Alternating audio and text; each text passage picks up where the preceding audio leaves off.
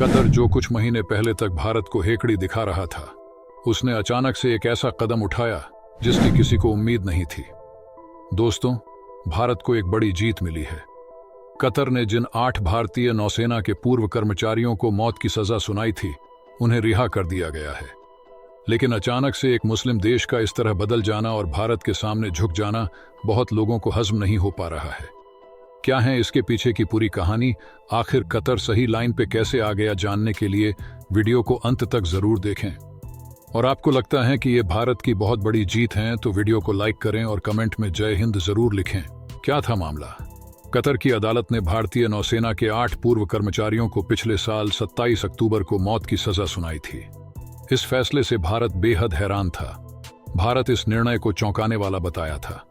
हालांकि भारत सरकार ने साफ कर दिया था कि वह इस मामले में सभी कानूनी विकल्पों पर विचार कर रहा है। हैरानी वाली बात यह थी कि कतर के साथ भारत के रिश्ते अच्छे माने जाते हैं। इसके बाद भी कतर ने 8 भारतीयों को मौत की सजा सुनाई थी। अब सवाल उठता है कि आखिर ये 8 भारतीय कौन हैं और कतर में क्या कर रहे थे और कब से जेल में बंद थे? कौन है ये 8 भारतीय? कतर की अदालत ने जिन 8 लोगों को सजा सुनाई थी वो भारतीय नौसेना के पूर्व अधिकारी हैं। सभी पूर्व अधिकारियों ने भारतीय नौसेना में 20 वर्षों तक अपनी शानदार सेवा दी है। इन लोगों ने प्रशिक्षकों सहित महत्वपूर्ण पदों पर काम किया था। साल 2019 में कमांडर पूर्णेंदु तिवारी को प्रवासी भारतीय सम्मान से सम्मानित किया गया था, जो प्रवासी भारतीयों को दिया जाने वाला सर्वोच्च सम्मान है। कतर में क्या कर रहे थे? 8 भारतीय निजी company Dehra global technologies and consultancy services के लिए काम करते थे। भारतीय नागरिक पिछले कुछ सालों से कतर के नौसैनिकों को प्रशिक्षण दे रहे थे। कतरी अधिकारियों के साथ मिलकर ये कंपनी नौसैनिकों को ट्रेनिंग देने का काम कर रही थी। कंपनी का स्वामित्व रॉयल ओमान वायुसेना के सेवानिवृत्त स्क्वाड्रन लीडर खामिस अल अजमी के पास है। अजमी को भी पिछले साल भारतीयों के साथ गिरफ्तार किया गया था, लेकिन नवंबर 2022 में रिहा कर दिया गया था। मई में दाहरा ने दोहा में अपना परिचालन बंद कर दिया और वहां काम करने वाले सभी लोग, मुख्य रूप से भारतीय, घर लौट आए थे। कब से बंद थे कतर की जेल में? दरअसल कतर की अदालत ने जिन 8 भारतीयों को मौत की सजा सुनाई थी, वे सभी भारतीय नौसेना के पूर्व अधिकारी रह चुके हैं। ये अधिकारी पिछले साल अगस्त से ही कतर की जेल में बंद थे। न तो भारत और न ही कतर के अधिकारियों ने उनके खिलाफ आरोपों को सार्वजनिक किया। भारतीय नौसेना के 8 पूर्व सैनिकों के खिलाफ 25 मार्च को आरोप दर्ज किए गए थे और उन पर कतर के कानून के तहत मुकदमा चल रहा था। उनकी जमानत याचिकाएं कई बार खारिज की जा चुकी थीं और कतर में कोर्ट ऑफ फर्स्ट इंस्टेंस ने पिछली साल उनके खिलाफ फैसला सुनाया था। बाद में फांसी की सजा हो गई थी माफ।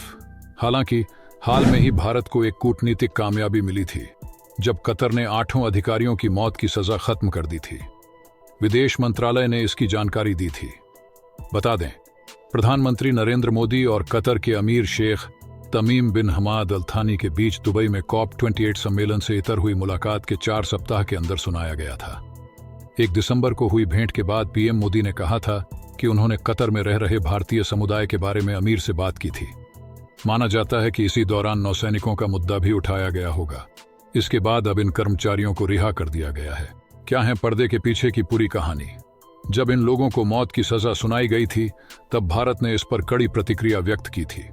सरकार ने इनकी मदद के लिए सभी कानूनी विकल्पों पर विचार करने का वादा किया था। भारत सरकार ने मौत की सजा के खिलाफ कतर की अपील अदालत का रुख किया था। पिछले सप्ताह हुई थी भारत कतर के बीच बड़ी डील। गौर करने की बात यह भी है कि पूर्व नौसैनिकों की रिहाई उस समय हुई है जब पिछले सप्ताह ही दोनों देशों के बीच एक अहम समझौता हुआ था। इस समझौते के तहत भारत कतर से लिक्विफाइड नेचुरल गैस LNG खरीदेगा। ये डील अगले 20 सालों के लिए हुई है और इसकी लागत $78 अरब है। भारत की Petronet LNG limited PLL company ने कतर की सरकारी कंपनी कतर एनर्जी के साथ ये करार किया है। इस समझौते के तहत कतर हर साल भारत को 7.5 मिलियन टन गैस निर्यात करेगा।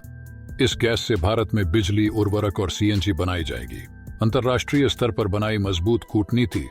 जब ये खबर आई कि कतर में 8 भारतीय पूर्व नौसैनिकों को सजा सुनाई गई है, तभी से भारत का विदेश मंत्रालय इस मसले को सुलझाने में लग गया।